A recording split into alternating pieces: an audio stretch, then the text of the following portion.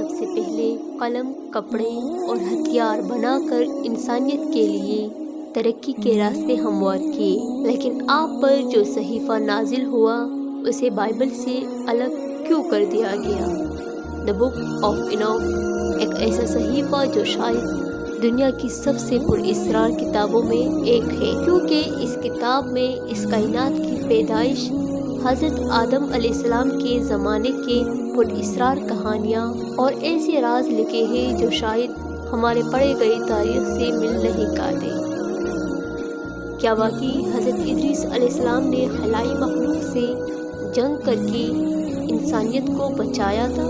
اسلامی روایات اس کے مطابق کیا کہتی ہیں؟ حضرت ادریس علیہ السلام اللہ کے تیسرے پیغمبر تھے جو حضرت آدم علیہ السلام اور حضرت شیش علیہ السلام کے بعد نبوت کے منصب پر فائز ہوئے۔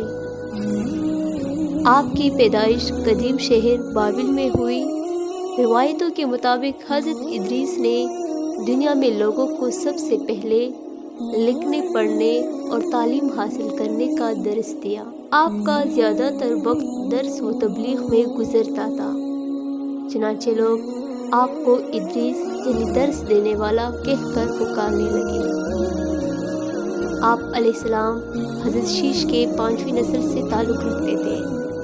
مورخین کے مطابق حضرت ادریس حضرت آدم علیہ السلام کی 500 سال بعد اور حضرت نوح علیہ السلام سے 1000 سال پہلے پیدا ہوئے۔ اللہ نے قرآن مجید میں حضرت ادریس کا ذکر یوں فرمایا ہے، اور اس کتاب میں ادریس کا بھی ذکر کیجیے، بے شک وہ بڑے سچے نبی تھے اور ہم نے ان کو بلند رتبے تک پہنچایا تھا۔ حضرت ادریس علیہ السلام نے ہی سب سے پہلے قلم سے لکھنا اور کپڑا سینا ایجاد کیا۔ ان سے پہلے لوگ عموماً جانوروں کی کال کو بطور لباس استعمال کیا کرتے تھے۔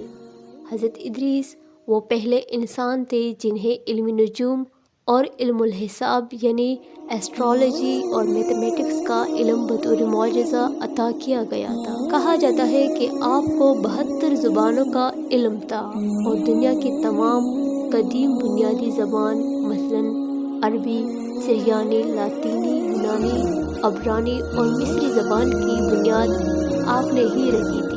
حضرت ادریس علیہ السلام پر 30 صحیفے نازل ہوئے جو اس وقت کے لوگوں کے لیے رہنمائی تھی۔ آپ نے ہی اسلحہ اور ہتھیار بنانے کے فن کو عام کیا۔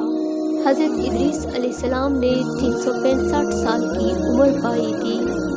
علماء، مفسرین اور بہت سے تابعین کا یہ قول ہے کہ حضرت ادریس علیہ السلام کو زندہ آسمان پر اٹھا لیا گیا تھا اور چوتھے آسمان پر آپ علیہ السلام کے روح کو قبض کی گئی، جہاں نبی صلی اللہ علیہ وآلہ وسلم نے معراج کی رات آپ سے